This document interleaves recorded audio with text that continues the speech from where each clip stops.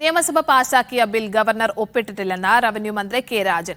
നിയമസഭ പാസാക്കിയ നെൽവയൽ തണ്ണീർത്തട നിയമം ഗവർണറുടെ കോൾഡ് സ്റ്റോറേജിൽ പെട്ടു. രാഷ്ട്രീയമായും നയപരമായും ഒരു തർക്കവുമില്ലാത്തതാണ് നെൽവയൽ തണ്ണീർത്തട നിയമം. രാഷ്ട്രപതിക്ക് അയച്ച ബില്ലുകളിൽ നിർഭാഗ്യവശാൽ നെൽവയൽ തണ്ണീർത്തട നിയമം ഇല്ലെന്നും മന്ത്രി കുറ്റപ്പെടുത്തി.